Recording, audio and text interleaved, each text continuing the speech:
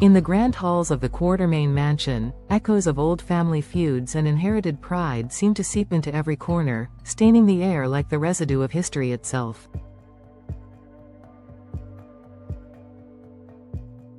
For Tracy, the house is more than property. It is a living monument to the Quartermain name, a fortress of triumphs and betrayals that she has guarded with every ounce of her formidable will.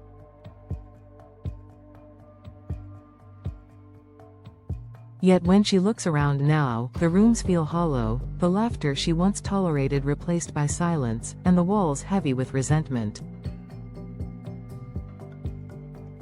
The people she fought for have turned against her, siding with strangers and sentimental gestures that insult her legacy. Tracy's anger burns not from greed but from wounded loyalty, the sting of realizing that even those who share her blood can become enemies when pride and morality clash. She tells herself that exiling her family was an act of necessity, a reminder of discipline to a house that had forgotten respect. But deep down, she knows she is standing on the edge of isolation, her authority turning brittle without the warmth of those she once dismissed. It is in this emotional void that Gio Palmieri re-enters her life, a young man with an old soul and the rare courage to speak truth to her iron heart. He sees what others cannot, that behind Tracy's fury lies a plea for belonging.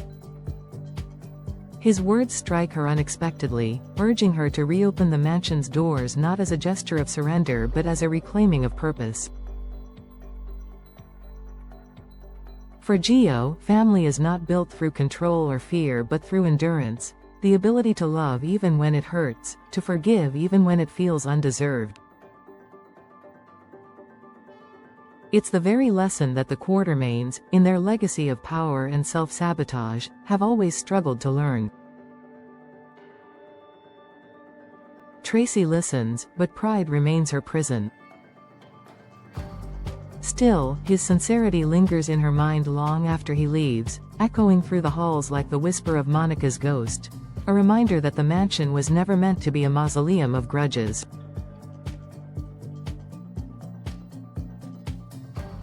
Veronica Bard's tears only complicate the storm. The woman who once schemed with Martin Gray to sell the mansion to Drew now stands as a picture of remorse, grateful to Monica for giving her the chance to start over. In Durham, far from the chaos of Port Charles, Veronica finds peace, but her conscience remains tethered to the mansion she helped endanger. She writes letters she never sends, reliving every step of her mistake. If she had defied Martin, perhaps none of this pain would have unfolded. Meanwhile, Drew, who fancied himself the victor in the Quartermain property war, is now haunted by the ruins of his own deception. His triumph was short-lived, his power rooted in lies that collapsed once Monica's will came to light. The mansion he sought to claim instead became his undoing, a symbol of the greed that had consumed him, mirrored by the emptiness in his own home. The revelation that Monica had, in fact, entrusted the estate to Tracy should have brought triumph, but it only deepened her loneliness. For all her victories, Tracy realizes she has inherited not just bricks and chandeliers but the weight of stewardship, Monica's faith in her to guard what remains of the family. Monica's final act was not one of favoritism but of responsibility. She believed Tracy was the only one strong enough to protect those she left behind. It was less a reward than a burden, a call to conscience disguised as a gift. Tracy feels the dual sting of gratitude and sorrow. She knows Monica's trust means reconciliation, not exile. Yet to accept that would mean lowering her defenses and confronting the truth she most fears, that her pride has driven away the very family Monica hoped she would unite. Gio, watching from the sidelines, becomes a silent bridge between generations. His anger at Brooke Lynn, his mother who once abandoned him, has faded into something softer, shaped by understanding rather than bitterness. In his eyes, Tracy sees the version of herself she once was before cynicism hardened her heart. His willingness to forgive Brooke Lynn reminds her that the Quartermain's legacy was not built on perfection but on persistence. He spends his evenings in sunny Corinthos penthouse, surrounded by a different kind of family, one forged by loyalty, not lineage.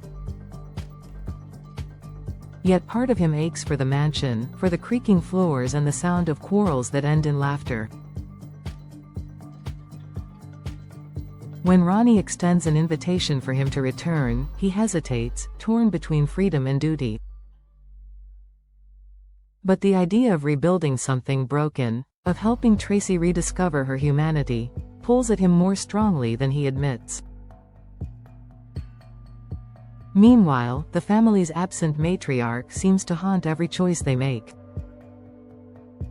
Monica's presence lingers not in portrait or memory but in the moral compass each character struggles to follow. She entrusted Tracy not with the house itself but with the people it shelters, the flawed, chaotic, stubborn Quartermains who represent both her greatest frustration and her deepest love. Tracy, for all her resistance, begins to understand that the house will never truly belong to her unless it also belongs to them. It is Gio's gentle persistence that finally pierces her pride. When he tells her that families don't stay broken forever, she feels something inside her yield, like a locked door opening at last. Even out back, the loyal dog who unwittingly saved the mansion from Drew's greedy grip, becomes a symbol of redemption. When the playful animal snatched the sales documents, delaying the transfer long enough for Ronnie to reconsider, it was as if fate itself refused to let betrayal take root. Tracy rewards the creature with a feast worthy of a hero, though she masks her tenderness beneath a grumble. Yet each time Outback pads across the polished floors, she feels less alone. It is the small moments, the quiet gestures of affection, that begin to thaw the bitterness she has carried like armor. Eventually, the decision to bring the family back home comes not with fanfare but with resignation.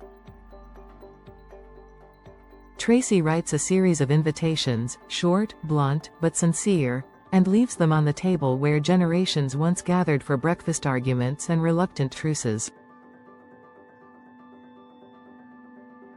She tells herself it is Monica's will she is honoring, not weakness, but deep down she knows this is her way of saying sorry without uttering the word. Ronnie is the first to respond, returning to the mansion with cautious gratitude.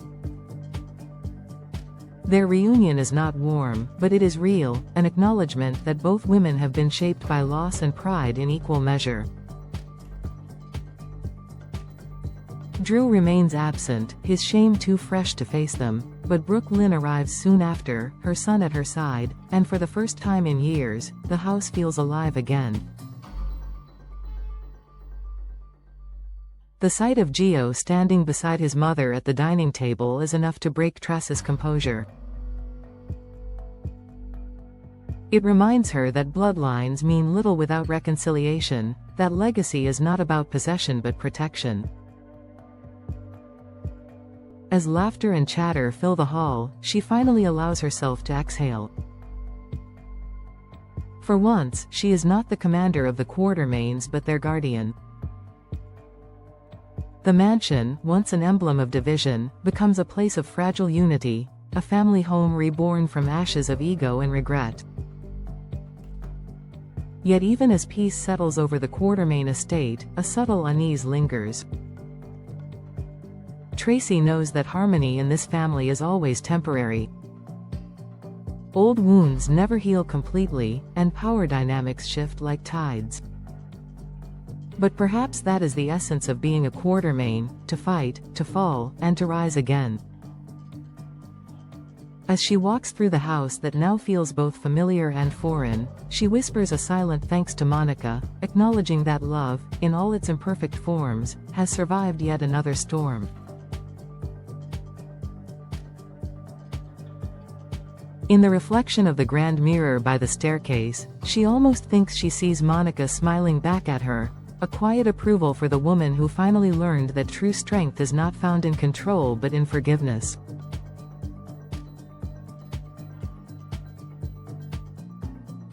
And in that moment, Tracy realizes that the mansion has finally returned to what it was always meant to be, not a fortress of power, but a sanctuary of second chances.